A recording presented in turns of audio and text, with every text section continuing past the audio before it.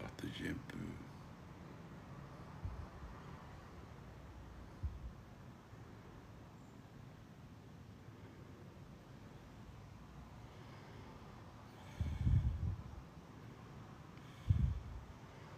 Normalement, on met les notifications. Pip, pip, pip. Et salut, Adel. Ça va. سعيد الظروف العائلية. Attends, je termine ma cigarette et je retourne la caméra. Et je termine la cigarette. Guess who's back? Yeah, thanks. سلام نبيلة.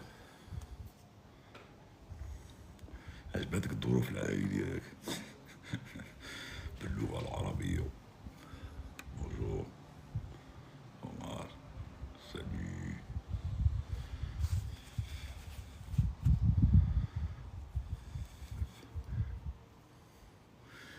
Mais avoir dans les likes.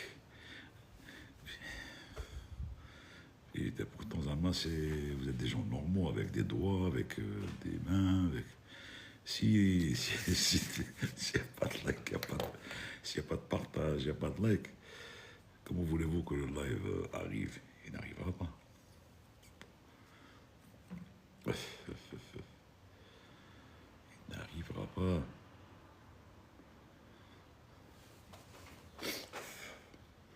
Bon, là-dedans, maman est dans les parages. Mais bon. Tant dit. Salut, salam, sadjou. Lola, bonjour.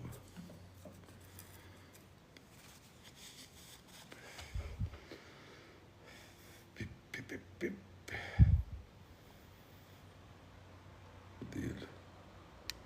On est dans les parages. On est dans les parages. Lady.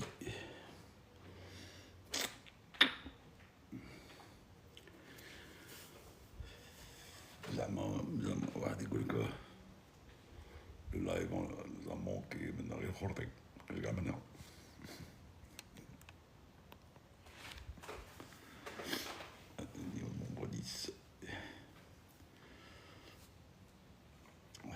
Merci Sarah pour le partage.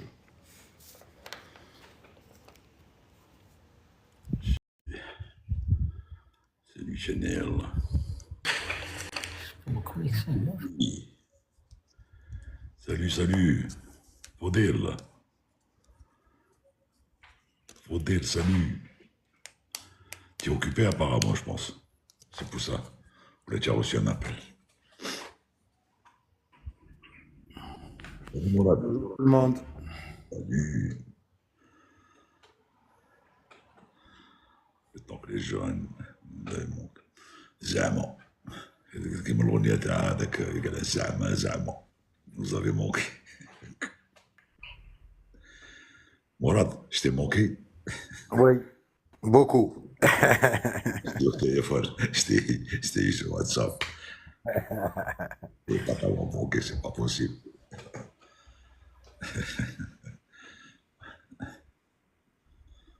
Alors, quoi de neuf. Tant que il y a Ziki, on va accepter les hadis. Faudil.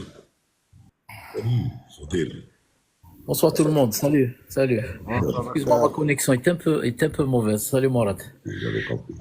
Voilà, alors ça me fait plaisir de te revoir. ظروف عائلية. J'étais en déplacement.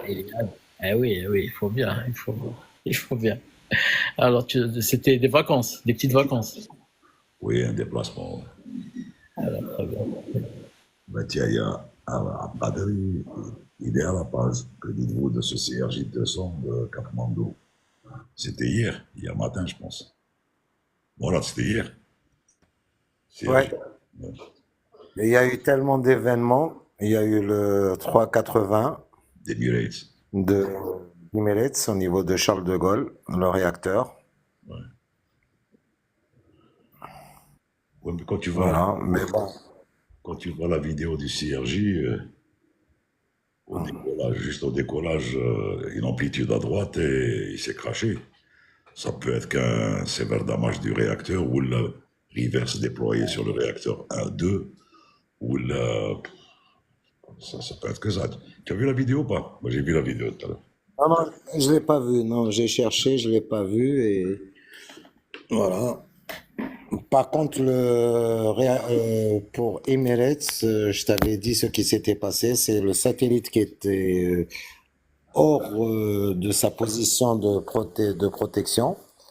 Et ce satellite, la position qu'ils ont donnée à l'A380 n'aurait pas dû être donnée à l'A380 parce que c'était une zone qui était en panne.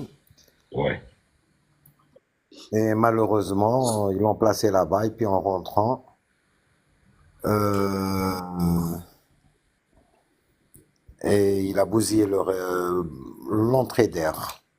Et ils l'ont mis du côté du terminal 1. ah ouais. Voilà, ils l'ont parqué du côté du terminal 1. C'est- Voilà. Donc il est toujours à Charles de Gaulle apparemment, il est mobilisé, il peut pas. Il est toujours à Charles de Gaulle, puisque j'avais fait un petit direct et il sortait, on voyait la gouverne de direction au loin. Ouais, Hier, j'ai eu la visite du GTR, ouais. plutôt GTH, la GTA. Il J'ai était- eu toute une brigade qui sont montés à bord. Une inspection. Ils nous ont. Je te dis pas. Flaou Tayara. bah, ouais, il y a des gens. Alors, ce qui était marrant, Nordin, c'est que le PNC qui était à la porte, les gendarmes étaient avec leurs gilets jaunes et équipés d'un badge.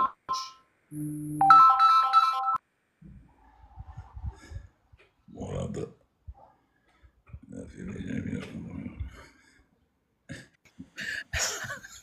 Non, mais franchement, les derniers temps, on a entendu une panne de Microsoft, je crois, dernièrement. Donc, il y a eu des aéroports qui étaient bloqués. oui, mais ça concernait, ça concernait que ceux qui sont update en dernier truc Microsoft, hein. C'est-à-dire les aéroports où il n'y a pas, où ils sont avancés, Désolé. pas de problème. Désolé, Nordin, j'ai reçu un appel de Asia qui est dans l'avion. Ils ont un slot à 17h45 sur la 1005. Yeah. Ouais. Alors oui, alors les gendarmes, ils sont équipés de plusieurs badges. Ouais. Et il y en a qui avaient CDG, il y en a qui avaient National, Île-de-France, etc. Et le PNC à la porte, il les a pas laissés rentrer. Non, mais nous sommes de la gendarmerie, comme je veux rien savoir, vos badges ne sont pas conformes. Vous rentrez pas. Ouais. Moi, je goûtais Faudé là, voilà, Faudé, il parlait des bugs qu'il y avait et tout, ça le rassure pas trop pour prendre l'avion. Oh, ouais, non, mais les derniers bugs que j'ai vus récemment, effectivement, je crois que c'était une mise à jour et il y avait plusieurs systèmes d'exploitation, mais c'est sur Windows, enfin, c'est sur Windows, je crois, Microsoft. Ouais. Mais tu vois, Ouais. l'Algérie n'a pas été touchée parce ils ont lancé un système. Donc, ils ont pas. Il y a plusieurs pays qui sont pas alignés sur le même système, donc ils n'ont pas eu de bug. Mais bon, il me dit, là, les plus gros, là où il y a le système a été touché par le bug, hein. Ouais, mais Mais Ça les a gens été qui la jouent pas, France. Il y a eu la France, l'Angleterre, les États-Unis, les Allemands un petit peu. mais c'est rentré dans l'ordre, ça y est. Oui, Clément Beau. voilà, c'est CrowdStrike, voilà, exactement. Ouais. CrowdStrike. J'ai lu, j'avais vu, ouais, j'avais vu le truc, ouais. Parce qu'en plus, j'ai un avion pour bientôt, donc j'espère que ça va. Avec Oui, tous les. Et qu'est-ce que vous pensez justement, vous deux, qu'est-ce que vous pensez des problèmes que Boeing a ces derniers temps? Quel est Non, ils avaient des problèmes, mais c'est rentré dans l'ordre. Tu sais, tous les avions qui sortent de chaîne récemment, quand on dit récemment, c'est-à-dire 5, 6 ans, 7 ans, tu vois, ça c'est des avions récents, ce qu'on appelle les avions récents. Faut attendre, ça, ils posent problème sur beaucoup de choses et ensuite ça rentre dans l'ordre, hein. Non, pour skier, on est à le 37 max, c'est rentré dans l'ordre, ces systèmes de NCAS et tout, c'est bon. Il peut y avoir d'autres problèmes qui vont surgir. Et bon, c'est rien, ça.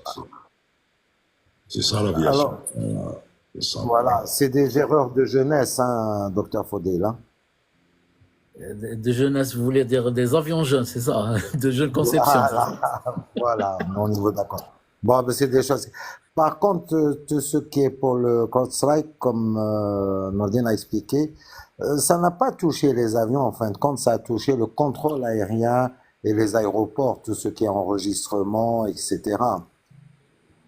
Oui, Voilà. Donc, les avions sont plus ou moins protégés vu qu'il n'y a pas de Windows à bord. d'accord. Ouais, tant mieux. Bah, tant mieux. Hamdan. On n'utilise pas du Windows. Attends, Mourad. Salut JB. Salut, j'y vais. Mazal, il n'est pas encore monté. Il grimpe. Il grimpe l'échelle. Il a. Mazal. Hamdan. Je peux poser une question un peu stupide peut-être pour vous. Pas de questions stupides, docteur. Voilà. Salut. Voilà.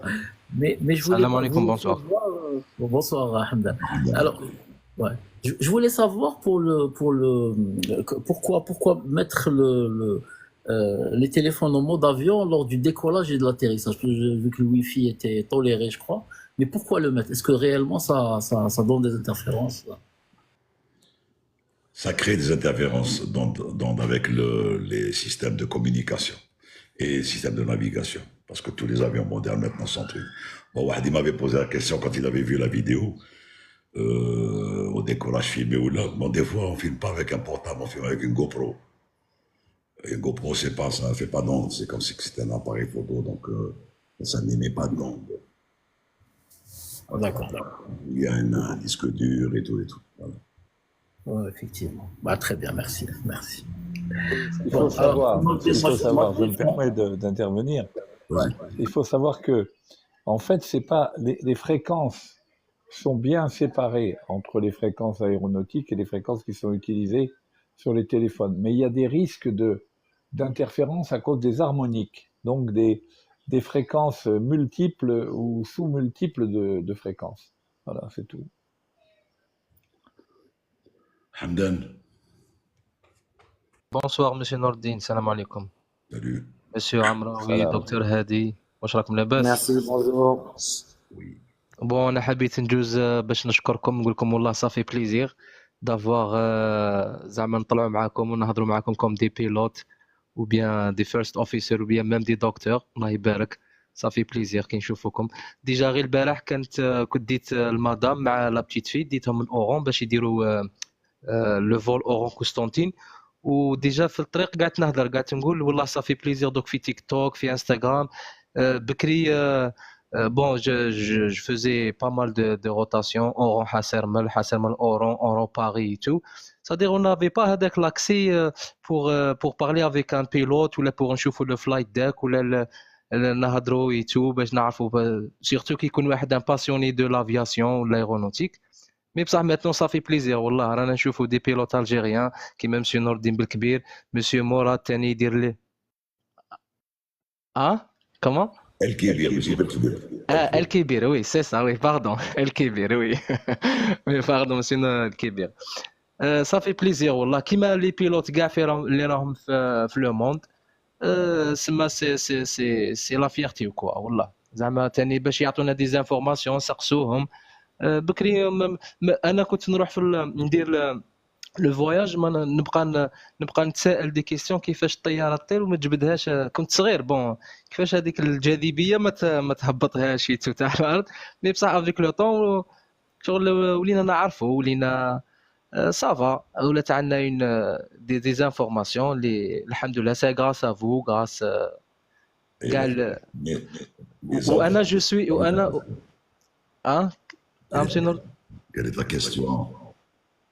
بون لا كيستيون غير بغيت نسقسيكم برك مانيش عارف بون على بالي مسيو نور الدين الكبيري لي اون تريت مسيو مراد عمراوي يدير بالك لي روتاسيون انترناسيونال مي بصح كاين ان بروبليم باغ اكزومبل شفنا حنا في الدوميسيل باغ اكزومبل لي فول اورون قسطنطين كاين دي فول يديروهم في الليل ولي فامي بزاف يروحوا ستادير يروحوا سيرتو في لي فاكونس تو. علاش ما يسيوش اغ الجيري يزيدوا في باغ اكزومبل كيما باغ اكزومبل لي زاباري كي لا تي ار اي تو ويزيدوا في لي فول او ليو اللي يديروهم في الليل.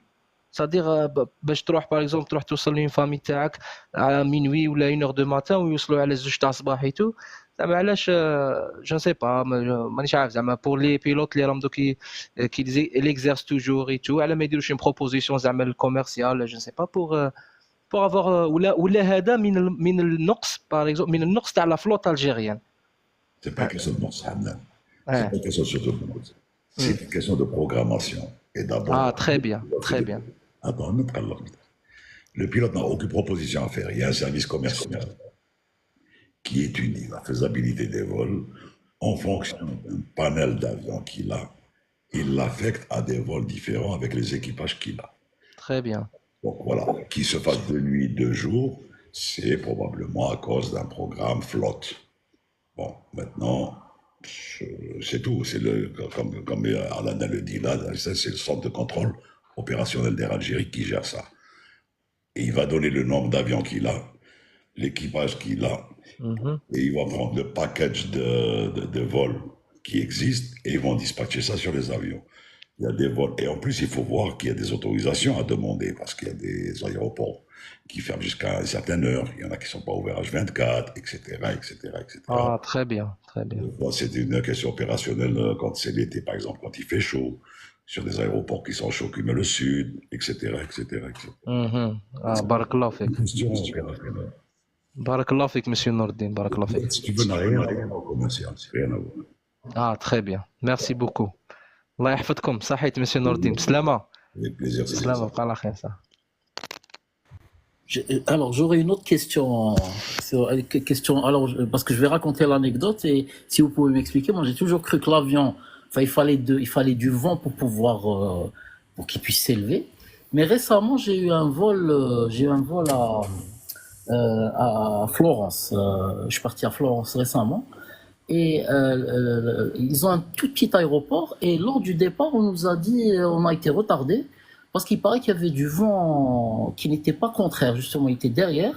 Et comme il y a une espèce de montagne, moi je les ai pas cru, hein, je vous pas parce que ils ont failli nous annuler le vol.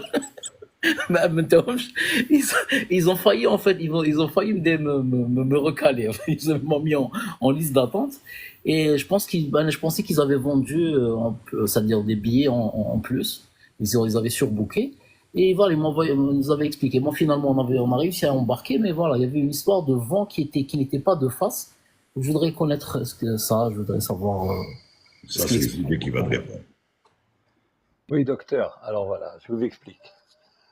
Un avion décolle et vole en fonction de la vitesse que l'air a par rapport à l'avion. Autrement dit, que l'avion a par rapport à l'air. D'accord. Alors, imaginons que nous soyons sur une piste et que nous sommes arrêtés sur la piste et nous avons un vent qui souffle en face de l'avion, on va dire à 50 km/h. Donc, bien que l'avion soit arrêté, il a déjà une vitesse par rapport à l'air qui est de 50 km/h. Est-ce que vous êtes d'accord avec moi? D'accord, je vous suis. Très bien. Très bien. Donc maintenant, si cet avion doit atteindre, on va dire, une vitesse de 200 km/h pour décoller, 200 km/h par rapport à l'air. Vous êtes d'accord avec moi? Donc, puisque quand il est arrêté au bout de la piste avant de décoller, il a déjà une vitesse par rapport à l'air qui est de 50 km/h. Il ne lui faudra accélérer que de 150 km/h pour atteindre les 200 km/h qui sont nécessaires pour décoller. Vous êtes d'accord avec moi? Je suis, oui. Très bien.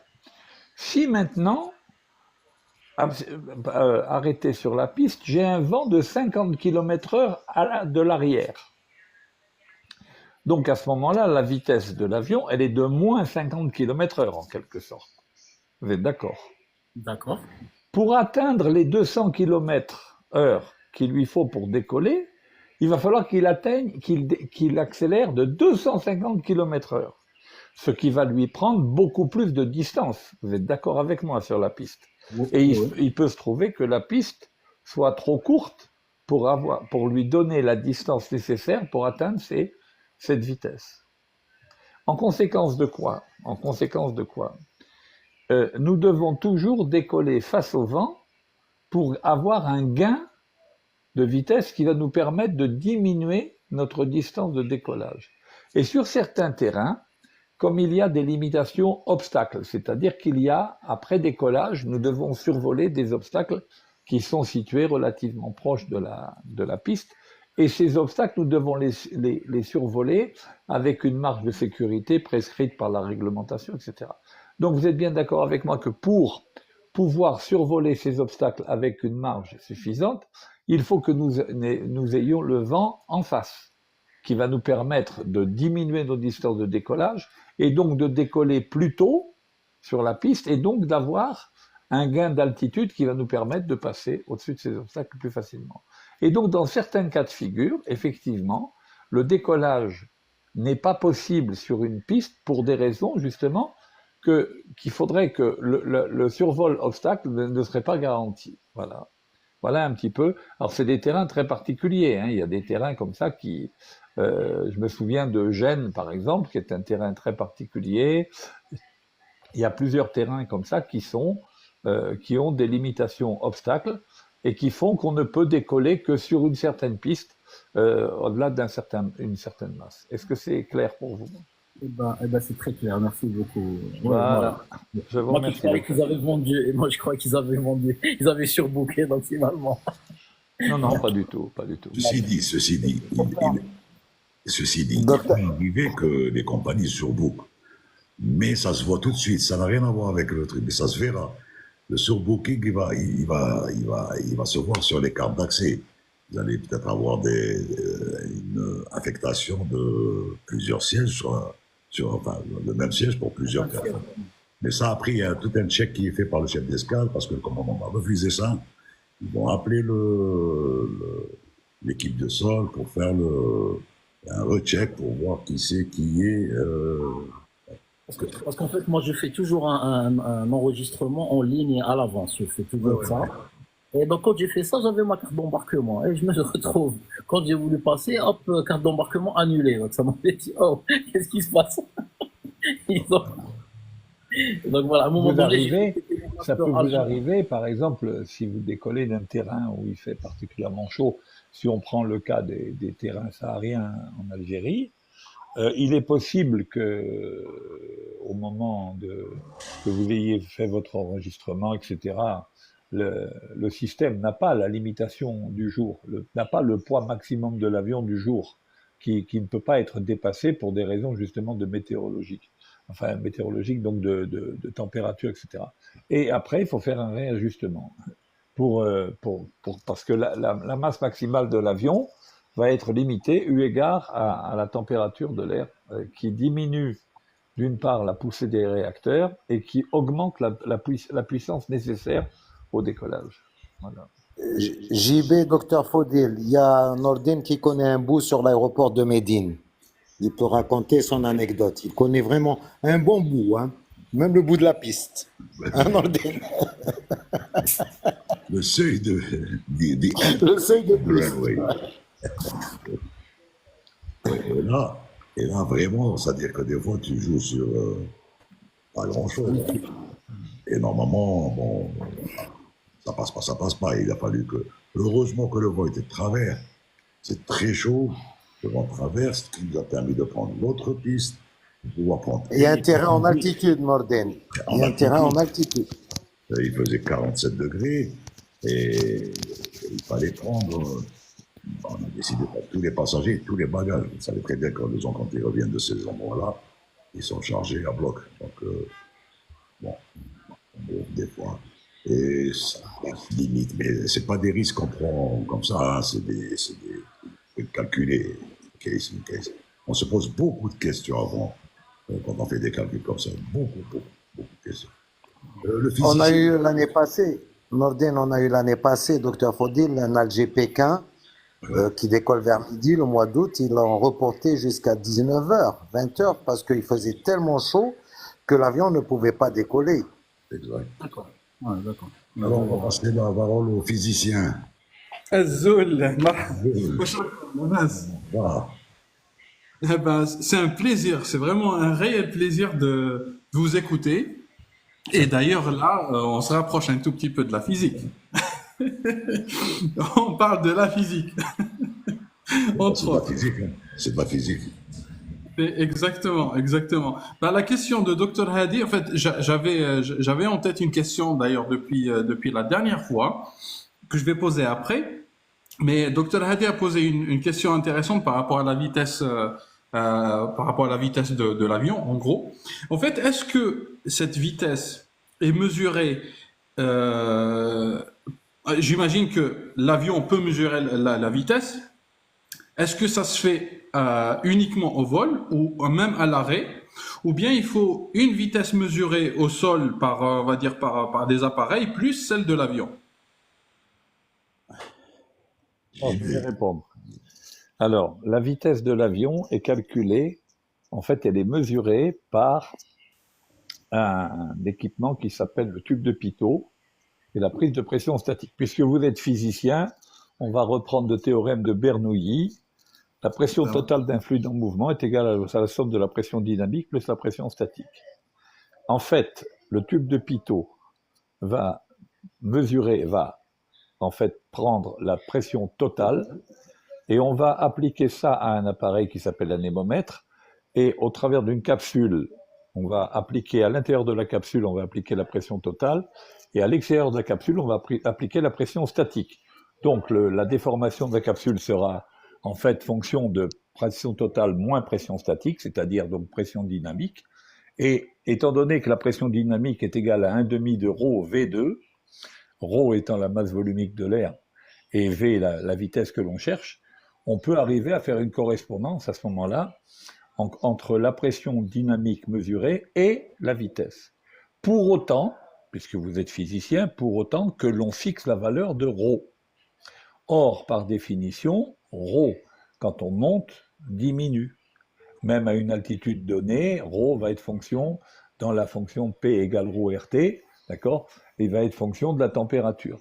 En conséquence de quoi, nous mesurons une vitesse, mais l'appareil est comment dirais-je, calibré sur une masse volumique de référence, qui est la masse volumique de l'air dans l'atmosphère standard par 1013 hectopascales et 15 degrés. C'est-à-dire qu'à ce moment-là, on prend que ρ est égal à 1,225. Donc, la vitesse que nous mesurons instantanément dans l'avion, vitesse aérodynamique, elle est la vitesse théorique que l'avion aurait s'il volait au niveau de la mer par 1013 hectopascales et 15 degrés. Et ensuite, nous faisons la correction pour corriger l'erreur qui est liée à la densité. Ça, c'est une première correction qu'on fait. Et on fait également une autre correction qui est la correction de compressibilité, puisque au-delà d'une certaine valeur de la vitesse, on ne peut plus considérer l'air comme étant incompressible. Et donc, la loi, le théorème de Bernoulli ne s'applique plus, mais c'est la loi de Saint-Venant qui tient compte d'un développement limité du nombre de Mach, qui démontre en fait que la pression totale que l'on mesure est égale à la pression totale telle que Bernoulli l'a définie, plus un certain epsilon qui est fonction du nombre de Mach, qui est le pourcentage de la vitesse du son à laquelle l'avion vole. Voilà. Eh ben, plus clair que ça, il n'y a pas. Mais en fait, ma question justement par rapport à la vitesse, maintenant je comprends qu'elle est mesurée par l'avion. Justement, je me rappelle lors de mes cours de thermodynamique et de mécanique des fluides, je me souviens de cet appareil de mesure des pressions.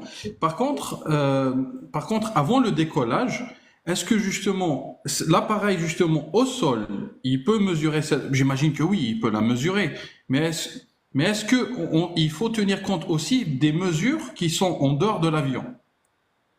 Ça, Au décollage, nous considérons essentiellement la vitesse qui nous est indiquée par l'anémomètre, donc le mesureur de vitesse, ok, et nous avons calculé préalablement quelles étaient les vitesses qu'il nous fallait atteindre pour pouvoir décoller en sécurité, compte tenu de tout un tas de marges de sécurité qui nous sont imposées. Voilà. Mais on ne fonctionne essentiellement en pilotage on ne fonctionne qu'avec cette vitesse qui nous est indiquée, ce qu'on appelle d'ailleurs la vitesse indiquée. Voilà. D'accord. Et du coup, vous avez dit tout à l'heure que la densité ρ, elle dépend de la température. Mais est-ce qu'elle dépend aussi de l'altitude? Je suppose que oui, non? Dans l'équation des gaz parfaits, P égale ρRT. Ah oui, oui, d'accord, d'accord. Voilà. D'accord. Donc en fait, si vous voulez, juste pour aller un petit peu plus loin, en fait, toutes les performances de l'avion sont établies eu égard à l'atmosphère standard. C'est-à-dire, il a été défini une atmosphère qui représente les valeurs moyennes que l'on rencontre dans l'atmosphère. Et pour chaque niveau de pression, on a défini une altitude théorique. On dit que, par exemple, la pression de 1000 hectopascales règne à telle altitude, que la pression de 900 hectopascales règne à telle altitude, et ainsi de suite. Très bien. Et on définit, donc à ce moment-là, en définissant cette atmosphère, on définit les niveaux de pression et les niveaux de température. On a des températures dites standards et donc des masses volumiques standards. Très bien. On définit les performances de l'avion dans cette atmosphère théorique. Très bien. Ensuite, pour tenir compte de la réalité du fait que la masse volumique de l'air à une altitude, à une pression atmosphérique donnée, n'est pas forcément celle qu'il y a dans l'atmosphère standard, à ce moment-là, nous rentrons dans ce qu'on appelle l'altitude densité. C'est-à-dire que on calcule la densité de l'air, on ne calcule pas directement, mais ça revient à ça. Ça revient à calculer la densité de l'air aujourd'hui même, au niveau de pression où je suis, à la température à laquelle je suis, et à faire la correspondance dans cette altitude, dans cette atmosphère standard, à dire à quelle altitude dans l'atmosphère standard est-ce que je trouve la masse volumique d'aujourd'hui. Alors, si la température est supérieure au standard, l'altitude à laquelle je trouverai la masse volumique du jour sera supérieure à l'altitude théorique. Et si la température est inférieure à la température standard, l'altitude à laquelle je trouverai, dans l'atmosphère standard à laquelle je trouverai cette masse volumique sera inférieure. Et donc, les performances de l'avion, on va pouvoir les mesurer puisque on va dire, par exemple, je vole à 30 000 pieds dans l'atmosphère standard, mais compte tenu de la température, tout se passe comme si je volais, parce qu'il fait plus chaud, tout se passe comme si je volais à 31 000 pieds. Et donc les performances, je vais prendre les performances que j'aurai à 31 000 pieds dans l'atmosphère standard. Si maintenant il fait plus froid que le standard, et tout en volant à 30 000 pieds, je vais en fait voler, ça sera l'équivalent de voler peut-être à 29 500 pieds ou autre. Voilà. Et donc mes performances, je serai capable de les déterminer puisqu'elles sont déterminées dans une atmosphère calibrée. Voilà. Merci beaucoup. Merci beaucoup. Je pourrais peut-être poser après une question sur les simulateurs parce que ça me fascine. D'ailleurs, Monsieur El-Kébir, il y a la semaine dernière, il a dit qu'il avait volé un certain nombre de kilomètres, c'est ça? D'heures de vol. D'heures. Avion et simulateur. C'était exactement la même chose. Et du coup, je suppose que vous passez aussi beaucoup de temps avec le simulateur. C'est-à-dire, on passe beaucoup de temps. Vous passez autant de temps avec le simulateur qu'avec un réel avion. C'est ça? C'est pas le cas pour tout le monde. C'est un cas particulier. Les instructeurs beaucoup plus qui passent du temps dans le simulateur. Voilà. Ah non, quand j'étais instructeur, donc quand je faisais mes vols normaux, mais il y avait beaucoup dans le roster, dans ce qu'on appelle le programme du simulateur, parce qu'il y avait des équipages à passer en recyclage ou bien des qualifications machines. Donc on passait beaucoup plus de temps au simulateur, mais on faisait notre enveloppe horaire. C'est pour ça que dans ma carrière, à peu près, c'était presque mitch-mitch. 17 000 à peu près, 17 000 heures et à peu près autant en heures simulateur. Mais bon, il faut savoir que c'est pas tout le monde aussi il y en a qui sont jamais passés instructeur. Moi, JB Mourad était instructeur, il en a fait. Mourad Amraoui, il est instructeur et il est en ligne, donc il fait de la ligne et il fait des simulateurs. Donc voilà, Et la semaine prochaine, j'ai encore des simulateurs pendant 10 jours à voilà, Paris. une planification. Voilà. Et du coup, j'ai une petite question personnelle et ce sera la dernière. Et je laisserai. Alors, justement, est-ce que ça vous est déjà arrivé de cracher avec un simulateur? C'est-à-dire de commettre une erreur? Non, c'est pas commettre. Le simulateur est fait pour ça, justement. C'est que quand un exercice très dangereux est raté, entre guillemets, ça, Oui. c'est pas un crash. Et le but du simulateur, il est là, justement. C'est pour montrer pourquoi on est arrivé jusqu'à cette situation. Et ramener des corrections pour que ça n'arrive pas à la répétition de l'exercice. Jusqu'à ce que le gars soit capable d'assimiler cet exercice et de sortir avec une bonne procédure, une bonne fois pour toutes, et suivre ce qu'on appelle tout ce qui est dans la standard operation procédure de la compagnie et suivre ce qui est dit par le constructeur, que ce soit Boeing ou bien Airbus. Voilà, le but, c'est de remettre en place les automatismes et les procédures et veiller à ce qu'elles soient bien exécutées. Et Je même, peux- il faut savoir, Azul, que même les instructeurs, on est jugé sur notre travail par un autre instructeur chaque année qui vient assister pour voir si on fait correctement notre travail. Et nous-mêmes aussi, nous passons notre check en tant que, je veux dire, par un autre instructeur qui va nous juger en tant que commandant de bord. Pour le recyclage. D'accord. Et du coup, si j'ai bien compris, apparemment, la manipulation, la manip dans le simulateur, apparemment, elle est très réaliste. Non? C'est exactement la copie conforme. Le visuel, ça dépend des simus. Dans le visuel, des fois, les gens ne trouvent pas tellement ça. Ça tellement ils sont manipulés. Le visuel, c'est une autre chose parce généralement, on ne vole pas dans un simu à ciel clair, un truc, sauf si pour montrer la différence entre, ça veut dire pour faire des stick turns, ce qu'on appelle des virages serrés, trucs et tout, pour montrer quand il fait beau.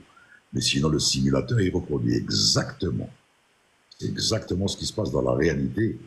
Et dans le simulateur, tous les cas qui peuvent arriver dans un vol quand ça ne marche pas du tout, on peut le faire au simulateur. C'est-à-dire les pires choses, on les fait au simulateur. Le gars, il est armé, il est prêt, et quand il arrive devant cette situation en mode réel, s'il lui arrive par exemple de perdre un moteur, d'avoir un feu, d'avoir une dépressurisation, d'avoir une perte hydraulique, d'avoir une perte de système, d'avoir une perte de navigation et tout, il est armé et habitué, entraîné à sortir de cette situation, pas de sa tête. Il y a des trucs qui sont reproduits mandatory, mais il y a des checklists, ce qu'on appelle des checklists, comme en physique, quand tu fais par exemple un problème, donc tu poses le problème avec des trucs, donc c'est une checklist à suivre et résoudre le problème au fur et à mesure et chaque fois que le problème est résolu, jusqu'à la fin, on dit la checklist est terminée, ça veut dire que le problème a été résolu. Je voudrais ajouter un truc pour que tout le monde comprenne. Il faut, en plus de ça, il faut comprendre, comme le disait Nourdine, quand l'exercice n'a pas été bien fait, ou peu importe, même quand il a été bien fait, il faut savoir que les séances de simulateur, c'est filmé. Et que donc, en plus de ça, on peut débriefer absolument tout, même la gestuelle que les pilotes ont utilisée pendant l'exercice, on peut même travailler sur le body language, on peut travailler sur la communication entre les pilotes, comment elle s'est établie, est-ce qu'il y a eu des problèmes de communication, etc. C'est-à-dire que même quand l'exercice est raté, on est capable de déterminer, l'instructeur dans son débrief est capable de déterminer exactement toutes les causes qui ont amené l'exercice à être un raté.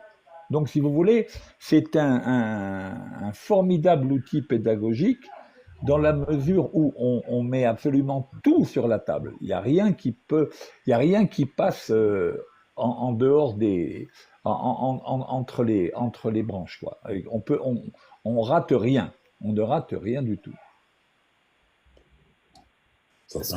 Et il faut savoir aussi.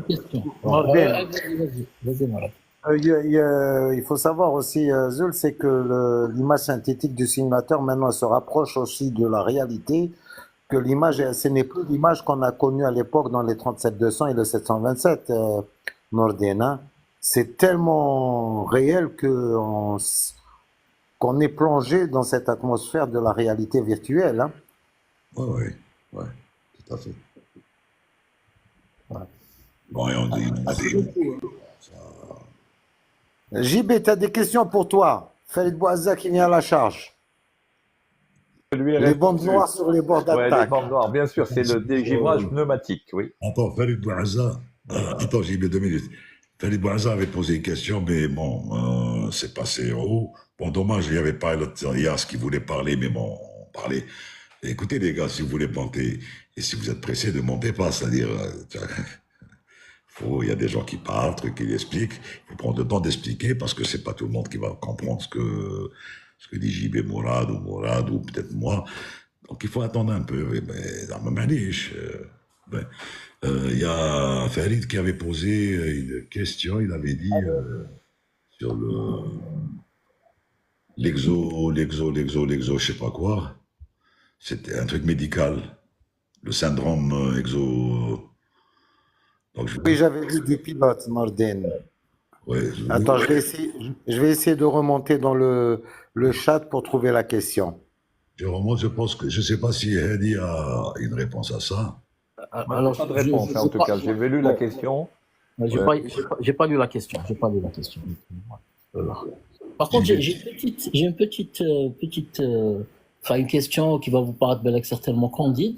J'avais noté sur les vols d'Air Algérie que l'atterrissage se faisait vraiment de manière très smooth, très douce. Par contre, sur les mêmes vols, en étant sur Air France, l'arrêt était brutal. Je sais pas, l'arrivée au sol était. Je sais pas maintenant, est-ce que vraiment c'est juste une impression ou. Alors, docteur, 2 minutes. J'ai trouvé la question. C'est le syndrome aérotoxique dont souffrent les pilotes reconnus en maladie professionnelle. Voilà. C'est ça, Alors, Nordin. ouais, il faudrait que je me renseigne dessus. Non, j'ai pas d'informations dessus. Ouais, franchement, j'ai pas d'informations. Attends, le physicien, c'est bon, hein, Une question. Noureddin, j'ai une question concernant ton parcours. Oui, vas-y. Ayoub, Comment tu as fait pour devenir pilote de ligne? Parce qu'en fait, moi, c'est quelque chose qui m'intéresse depuis tout petit, mais je ne sais pas quel étude il faut faire. Ayoub, mon parcours, il est quelconque. C'est-à-dire qu'il n'est pas intéressant pour n'importe qui. Ce qui est intéressant ici, c'est parlons aviation. Sinon, parler de moi, ou la parler de JB, ou la parler de Mourad, ça ne rend aucune valeur ajoutée au live. Sur ton parcours, tu as déjà piloté un Airbus A380 ou pas? Attends, tu peux répéter la question parce que... Est-ce que tu as piloté la 380, Nordin? La Non, 380, non? non, Le Boeing 647, non? non. 37, oui. Le Le 37 Fokker, le 37, le 27 en copilote, le 37-200, le 37-800, le 37-600, bon, c'est le NG, le 67 et l'Airbus. Et selon toi, c'est lesquels les meilleurs avions? C'est Boeing ou Airbus? Il n'y a pas de meilleur avion, c'est toujours l'avion sur lequel tu es où tu considères qu'il est le meilleur. Ensuite, quand tu quittes, ils sont tous beaux, tous trucs, voilà. Parce que moi, j'ai vu niveau sécurité, Boeing, c'était pas trop ça avec le 737 MAX. Non, Enfin, quand il était sorti. tu peux pas dire ça. Tu peux pas. Là, tu es spécialiste en sécurité, Ayoub. Non, en fait, je suis l'actualité. L'actualité, tu sais, l'actualité, elle dit tellement de choses. Il faut laisser ces problèmes techniques. Il y en a eu, et il y en a chez Airbus, comme il y en a chez Boeing, comme il y en aura chez le constructeur chinois, comme il y en a chez Embraer, comme il y en a partout. Ces problèmes techniques sont réglés au fur et à mesure que les problèmes apparaissent et interviennent, donc sont réglés au fur et à mesure. Bon, pour la sécurité, on peut pas, c'est-à-dire, si tu veux, on peut pas faire statistiquement, si tu veux. Statistiquement, on peut faire une petite comparaison, Airbus, statistiquement, Boeing, statistiquement, Embraer, McDonnell Douglas et tout. Mais dans l'aviation, c'est C'est un faux frère. C'est pas comme ça que ça marche. Parce que Euh, le travaillante, c'est de la technologie, c'est de la haute technologie, c'est de la pointe. Exactement, en Donc, fait, il y a des générations qui sont rajoutées. est-ce que tu as déjà piloté un Airbus A350, les nouvelles générations? Je t'ai dit, moi, je suis sorti à la retraite quand j'avais fait le 330. C'est tout. Il y avait le 787 ou pas qui était sorti de chez Boeing? Oui, mais j'en ai pas fait. Oh. Et ça te donnait pas envie d'essayer un petit peu les avions nouvelle génération? J'ai pas compris. Tu as le Je t'ai dit si ça te donne pas envie de piloter les avions de nouvelle génération, Nordin. J'ai plus de licence, je peux plus piloter. Je peux piloter mon siège au salon. Mais sinon, du coup, t'étais chez quelle compagnie, toi, avant? S'il te plaît, tu peux. Air Algérie. Air Algérie. Air Algérie, on est tous. Air On est Algérie. tous d'Air Algérie. Voilà. Et j'ai une question, quand je passe le PPR, est-ce qu'il faut que je fasse une demande, je demande à une compagnie aérienne à m'accepter? Qu'est-ce que tu as fait comme profil? Qu'est-ce que tu as comme profil, toi? Bah en fait, là, je suis en lycée général technologique Ouais. et je vais faire des études pour passer mon PPL en fait, pour être pilote de ligne. D'abord, tu fais PP, ensuite CPL, ensuite TPL, et ensuite, tu rentres. Bon, il faut d'abord que tu fasses une école, d'abord tu décroches ton bac. Pour être accepté en compagnie, ça dépend des compagnies. Quand tu as fait tout ce parcours, il y a des compagnies qui vont te demander un niveau plus élevé que notre compagnie peut te le demander, par exemple. Ça dépend des compagnies. Via, faut quel bac précisément pour ce métier-là? Oui, ben, Transavia peut accepter le bac, mais tu vas faire ta formation d'abord tout seul. Ok, donc il faut un bac scientifique, c'est ça? Oui, je pense que c'est bac scientifique. Ils acceptent avec bac scientifique. Ok, et il y a une école à Toulouse et à Paris? À l'ENAC Toulouse, mais l'ENAC Toulouse, il faut avoir fait maths sup, maths spé pour être accepté. Ah, faut faire SPMAT. Et c'est un concours Un national. cours. C'est un concours national. Il n'y a pas beaucoup qui réussissent. Il y a beaucoup de monde qui passe ou pas? Actuellement, il y a ce qu'on appelle les cadets d'Air France. Je ne sais pas où est-ce qu'ils vont les former. C'est Hasbrook, Nordin, les cadets d'Air France. C'est Hasbrook. Donc voilà, donc ça dépend. Ouais, parce qu'en fait, L'ENAC, c'est très sélectif. C'est une présélection qui est très, très, très pointue. Ceci dit, s'il a les coups des franches et s'il travaille bien, pourquoi pas, hein, il peut appliquer. Hein, C'est pour l'encourager à travailler plus. voilà. ok, donc en mathématiques, en physique, chimie, en anglais, c'est ça? Maths sup, en général, c'est maths sup, maths spé. C'est Ok, pour qu'il puisse suivre tout ce qui va être dit. Parce qu'il y a beaucoup de physique, beaucoup de maths, beaucoup de mécanique du vol, beaucoup. En dehors de ça, bon, la réglementation, c'est autre chose. Donc, une école que vous me conseillez qui est bien, c'est enfin laquelle? Tu habites en France, Oui, j'habite en France. ben, tu rentres dans l'éventail sur Internet, tu fais ton étude comparative des écoles, tu vois les blogs, les forums, ce qu'ils en disent, les gens qui sont sortis, ceux qui travaillent en compagnie, et ils vont t'orienter facilement pour ça. Parce que moi, tu sais, moi, je peux pas te conseiller quoi que ce soit. Je peux te dire des trucs que j'entends à Agda, par exemple, Aston Fly, ceci. Mais bon, ça ne veut rien dire. Hein. Nordin Aston Fly, actuellement, ils sont branchés avec les pilotes de Ryanair. Ils ont pris des cadets. Oui, Alors, mais je ne sais pas comment s'est faite cette sélection de Ryanair. oui, mais c'est pas exclusif. C'est pas exclusivement pour Ryanair. C'est ouvert. Il y a Airbus aussi qui a ouvert son école. Il y a Airbus qui a ouvert son école aussi. Et pour le salaire, c'est combien par mois en fin de carrière? Ça a été. Bon, Ça dépend où vous travaillez. Tu n'as même pas fait ta formation, tu penses en fin de carrière, le salaire combien? Ah ouais, bah, Alors, je vais te dire. Si tu termines, et si tu travailles, si tu termines, et si tu rentres à Air France, et tu termines ta carrière chez Air France, tu vas sortir avec un salaire, enfin, tu auras un salaire en fin de carrière chez Air France de 17 000 euros. Ça te va? Il est bien le salaire ou pas? variable selon la compagnie aérienne. Ben oui. Ah bah oui. Emirates, si tu prends Emirates ou Qatar Airways, c'est mieux que Air France. 14-15 000 euros. Allez, Je vais vous dire une chose, Ayoub. jeune homme. Quand au bout de, je vais pas dire combien d'années, parce que ça va vous complexer. Moi, je vais vous dire. J'ai toujours été étonné d'être payé pour faire ce métier. On ne fait pas ce métier pour être payé. On fait pas ce métier pour gagner de l'argent. Ouais, c'est de la On fait... passion. Ah, non, mais on le fait. Alors, d'accord. Bon. Alors, ne vous cassez pas la tête avec le salaire. Rien du tout. C'est pas ça le débat. Le débat, c'est de dire comment je fais les études qu'il faut faire. Il faut aller le plus loin possible que vous pouvez dans les études classiques, maths, physique, maths appliquées, physique, c'est ça qu'il vous faut. Très bien. Après, l'école de pilotage, vous en avez plein, vous avez des écoles en France, vous n'avez pas de problème à trouver des écoles. Le problème qu'il y a après, une fois qu'on a étudié, qu'on a fait passer ses examens, etc., le problème, c'est d'arriver à trouver une compagnie qui va vous faire une qualification de type.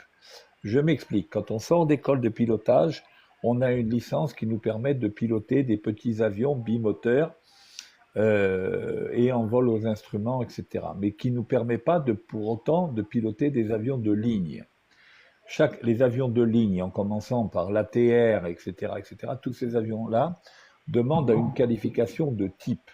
Il vous faudra trouver une compagnie qui veut bien vous faire une qualification de type, moyennant le quoi vous signerez un contrat de fidélité avec cette compagnie.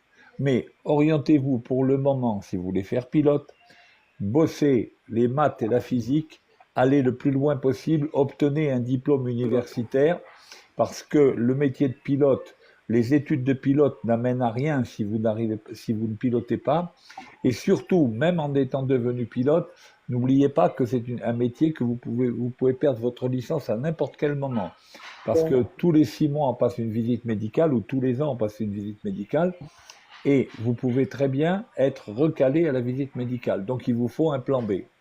Donc, c'est un métier qu'il faut envisager avec beaucoup de sérénité et beaucoup de travail d'abord et avant tout. Voilà ce que je peux vous dire. JB, il faut dire aussi que si on fait son métier par amour, on va bien le faire. Si on se le fait pour de l'argent, on ne fera rien du tout. On sera toujours médiocre. Toi, tu es tellement amoureux de ce métier, tu ne veux pas le quitter, toi. T'as vu, Nordin? Ramvis, salam alaikum. Salut, Michel. Captain Kibir, Attendez. JB, Mourad et Ayoub. Ayoub, ça va, ça t'a aidé un peu dans ton... Bah, en fait, vous m'avez un peu fait peur avec la visite médicale de 6 mois. Comme quoi on peut être viré. Eh ben, je te souhaite beaucoup de courage. Courage. Merci. Je peux conseiller à Ayoub de regarder les vidéos que j'ai mis sur mon profil. Hein, et vous allez déjà avoir une idée et encore ça c'est de la vulgarisation. Hein. Donc ça vous donnera une idée du niveau qu'il faut atteindre. Voilà. Ok, d'accord, merci.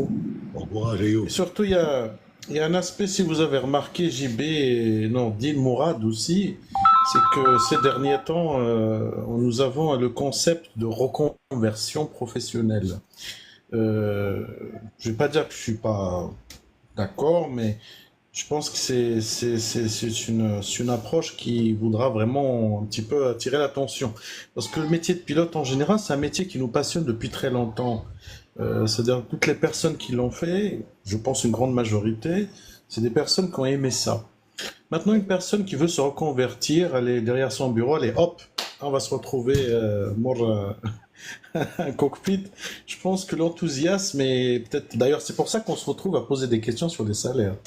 Un passionné, un collègue, j'aimerais bien découvrir tel monde, découvrir tel avion, découvrir tel terrain. Je pense qu'on arrive dans un monde où on a un maximum. Non, yes, je lui jette pas de dévolu ni rien. Ayoub, sans être jeune, il aime pratiquement, il voit la télé, il voit ce métier, ça lui plaît. Bon, il ne calcule pas en fait tout ce qui lui reste comme obstacle à sauter pour pouvoir y arriver. Mais avec le temps, ça arrivera. S'il y met de l'énergie et du sérieux, il n'y aura aucun problème. Merci, Fès. Pour qu'il n'y arrive pas, il n'y aura aucun problème. Il y arrivera. Et en même temps, il voit un petit peu des films sur le truc et tout. C'est pour ça qu'ils parlent de salaire. Les gens ont l'impression que les pilotes touchent des salaires mirobolants et donc ils ont la belle vie et tout. Il y en a qui savent gérer leur salaire. Il y en a qui le bouffent tout de suite. Il y en a qui le save. Mais bon, chacun a son rythme. Mais à quel prix? C'est ce qui Nordin, je te coupe, hein. Le footballeur touche mieux. Hein. Le footballeur touche mieux. Toi, tu es sollicité par le téléphone. Je suis sûr qu'ils sont en train de t'appeler à cause de ton vol d'Istanbul ce soir. Voilà, donc Lies, là, je comprends un petit peu. Bon, on a tous eu un petit peu ces trucs-là. Oui, la tenue, trucs et tout, le salaire, des filles, des voyages. C'est comme ça que ce métier paraît un petit peu aux yeux de tout le C'est monde. légitime un petit peu, oui, mais... Voilà, tu as beaucoup de bruit. Mais j'ai rappelé comment tu t'arranges. Mais... Et quand tu parlais tout à l'heure de la reconversion, enfin, en général, d'abord, il n'y en a pas beaucoup. Dans toutes les compagnies, ils font ce qu'on appelle du recrutement interne. Même Air Algérie, JB est là pour en témoigner, les premiers pilotes qu'on a eus, pratiquement, ils étaient ou mécaniciens, ou contrôleurs aériens, ou ceci, ou cela, juste après l'indépendance.